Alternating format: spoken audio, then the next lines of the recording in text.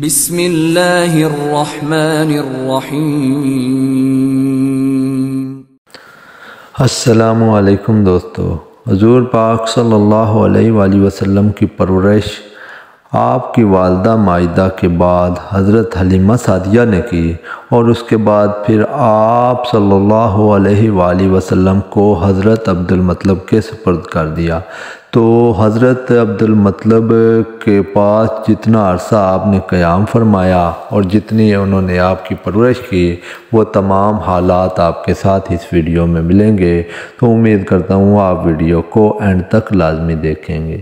سیرت ابن الشام میں ہے کہ ابن اسحاق کہتے ہیں، رسول اکرم صلی اللہ علیہ وآلہ وسلم اپنے دادا عبدالمطلب کے پاس رہتے تھے، اور حضرت عبدالمطلب کے واسطے خانہ کعبہ کے سائے میں مسند اعظم بچھائی جاتی تھی، جس پر حضرت عبدالمطلب کے سوا کوئی اور نہ بیٹھ سکتا تھا، اور اس پر کسی اور کے بیٹھنے کو بے ادبی اور گستاخی تصور کیا جاتا تھا۔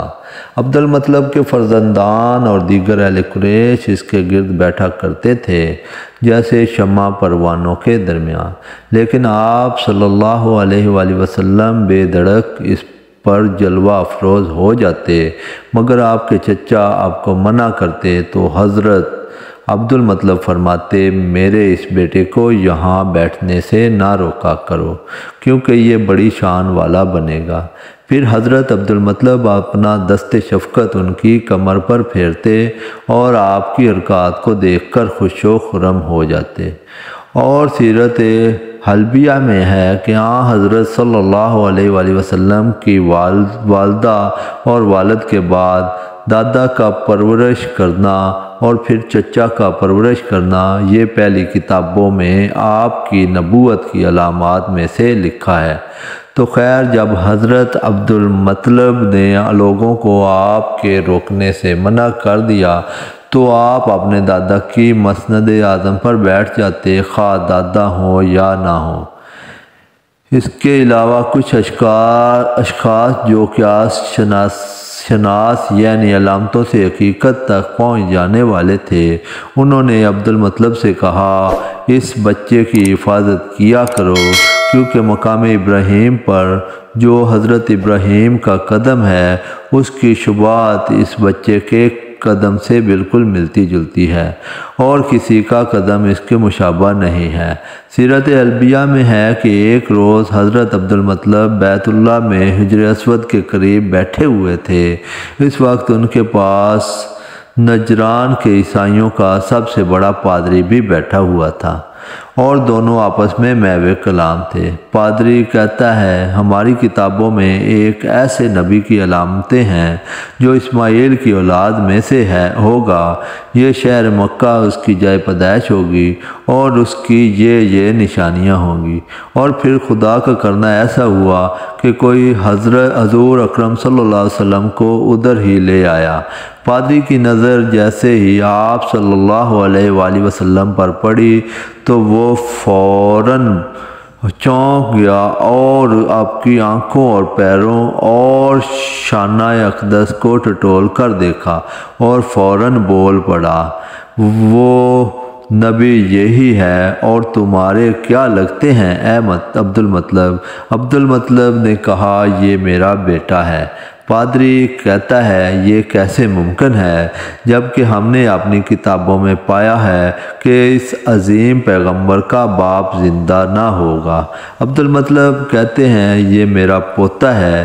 اس کے والد اسی وقت اگلے جہان کو سدھار گئے تھے جب ابھی یہ اپنی ماں کے شکم میں تھا۔ پادری کہتا ہے، یہ بات سچ ہے، تم ٹھیک کہتے ہو۔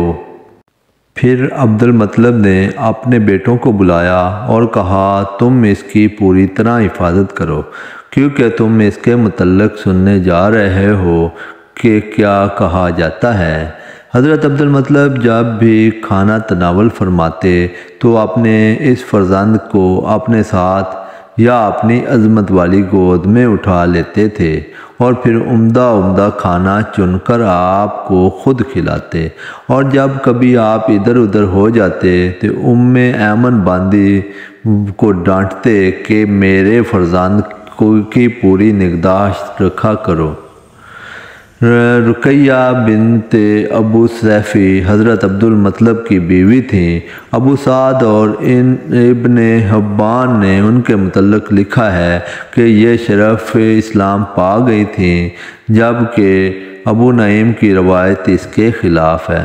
تو ان رقیہ سے روایت ہے کہ قریش پر ایک بار کئی سال بڑے سخت اور خشک بے آب و گیا والے گزرے، حتیٰ کہ مال و متاع ختم ہو گیا اور جانوروں کے لالے پڑ گئے۔ میں نے اسی زمانے میں خواب میں اس ایک شخص کو یوں کہتے سنا، خاندان قریش تم میں جو نبی ظاہر ہونے والا ہے اس کے ظہور کا وقت آ گیا ہے، اس کے ذریعے تم کو خوب بارش اور سرسبزی و شادابی عطا ہوگی، لہذا تم اپنے معزز لوگوں میں سے ایسا شخص تلاش کرو جو بڑے ڈیل ڈول کا ہو، رنگ گورا ہو، بھویں اندو ابرو سے ملی ہوں، دراز پلکیں، حسین و خوبصورت رخسار ہوں، استواں ناک ہو، ناک کا بانسا باریک ہو، اور وہ شخص اپنی اولاد کے ساتھ نکلے اور تم میں سے ہر خاندان کا ایک ایک فرد نکلے، سب پاک صاف ہو کر، خوشبو میں بس کر اور حجر اسود کو بوسہ دے کر جبل ابو قیس پر اکٹھے ہو جائیں، اور پھر اس پر چڑھ کر وہ مذکورہ شخص خدا سے پانی کی فریاد کرے اور تم سب اس پر آمین کہو تو تم کو سیراب کر دیا جائے گا۔ صبح ہوئی تو رقیہ نے اپنا پورا خواب قریش کے سامنے بیان کیا، تو سب نے مل کر اس مذکورہ موصوف شخص کو پہچانا اور عبدالمطلب ہی کے متعلق تمام کی رائے حتمی ہو گئی۔ پھر سب نے شرائط کے مطابق تیاری کی اور دعا و فریاد کے لیے جا پہنچے۔ حضرت عبدالمطلب نے دعا کرائی اور ساتھ میں حضور اکرم صلی اللہ علیہ وآلہ وسلم نو عمری میں موجود تھے۔ اے اللہ، یہ سب تیرے غلام اور تیرے غلاموں کی اولاد ہیں اور تیری باندیاں اور تیری باندیوں کی اولاد ہیں۔ ہم پر جو کڑا وقت آن پڑا ہے تو خوب دیکھ رہا ہے، ہم مسلسل قید سالی کا شکار ہیں۔ اب اونٹ، گائیں، گھوڑے، خچر، گدھے سب ختم ہو چکے ہیں اور خود ہماری جانوں پر بن آئی ہے، پس اب یہ خشک سالی ختم فرما کر ہمیں سرسبزی و شادابی عطا فرما۔ ابھی وہ دعا مانگ کر فارغ ہی ہوئے تھے کہ آسمان پھٹ پڑا اور زور و شور سے بارش ہوئی اور وادیاں بہہ پڑیں۔ اسی طرح حضور اکرم صلی اللہ علیہ وآلہ وسلم کی برکات اور رحمتوں کے ساتھ عرب خدا سے مدد لیتے رہے اور ساتھ عرب کا اعتقاد انتہائی درجے تک بڑھتا چلا گیا اور عبدالمطلب کی نوازشیں آپ پر دھواں دھار بارش کی طرح برستی رہیں اور دونوں دادا پوتے میں جدائی نہ ہوتی تھی۔ حضرت عبدالمطلب کا ان کا نظر سے اوجھل ہونا گوارا نہ ہوتا تھا، لیکن تقدیر اٹل ہے۔ اور پھر جب حضور اکرم صلی اللہ علیہ وآلہ وسلم 8 سال کی عمر کو پہنچے تو حضرت عبدالمطلب کا انتقال ہو گیا۔ ابن شام میں ہے کہ حضرت عبدالمطلب نے خاص ابو طالب کو حضور پاک صلی اللہ علیہ وسلم کی پرورش کے متعلق وصیت کی تھی، کیونکہ آپ کے والد عبداللہ اور ابو طالب ایک ماں کے تھے اور ان کی ماں کا نام فاطمہ بنت عمرو بن عائض تھا۔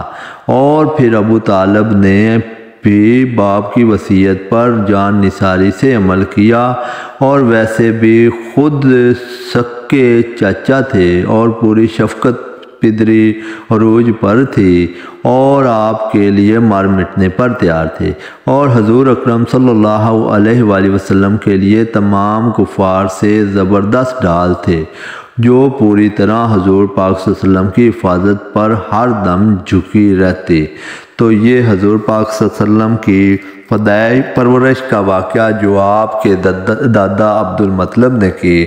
اب انشاءاللہ نیکسٹ ویڈیو میں آپ کو حضرت ابو طالب کی پرورش کے متعلق آگاہ کیا جائے گا۔ امید کرتا ہوں آپ کو ویڈیو پسند آئی ہوگی۔